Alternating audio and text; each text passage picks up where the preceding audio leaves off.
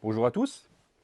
Alors cette vidéo fait suite à une première vidéo que j'ai faite sur les flex de découpe, sur la composition d'un flex de découpe.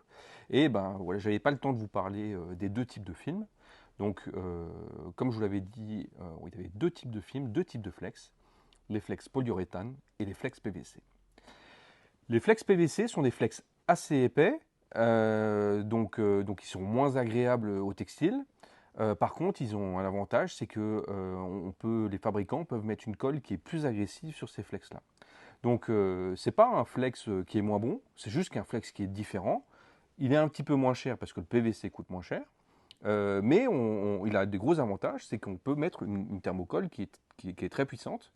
Du coup, ce sont des flex souvent qui peuvent être. Je recommence, ce sont des flex qui peuvent être lavés à 90 degrés en machine et qui passent au sèche-linge, et qui passent même au sèche-linge industriel.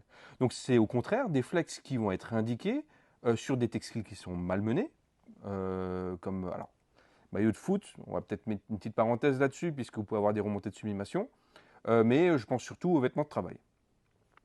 Et surtout les vêtements de travail, généralement, sont des vêtements qui sont épais, donc vous allez moins être gêné par l'épaisseur du flex. Après, vous allez avoir des flex en polyuréthane. On ne va pas avoir le temps de rentrer dans la technique. Vous allez avoir deux types de polyuréthane. Des polyuréthanes à base aqueuse et des bases solvants. Donc ça va faire l'objet d'une autre vidéo. Je vais vous parler du polyuréthane de manière générale. Le polyuréthane, ça va permettre quoi sur un film? Ça va permettre quoi sur un flex? Ça va permettre d'avoir une meilleure finesse de votre flex. Donc généralement, les flex en polyuréthane sont des flex qu'on va chercher. Donc on va avoir différents types d'épaisseurs qui vont permettre aux fabricants d'aller plus ou moins vite dans leur production, et c'est surtout les prix qui vont varier. Mais globalement, un polyuréthane, c'est un flex plus fin, donc plus agréable au toucher. Il va avoir un toucher un peu plus soft qu'un soft touch, comme ils aiment bien dire, par rapport au flex PVC.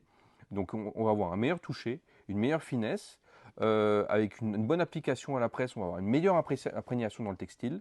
Donc ça va être un flex qui va être plus être un flex confort par rapport au flex de découpe. Et c'est un flex qui est plus indiqué pour des marquages en finesse.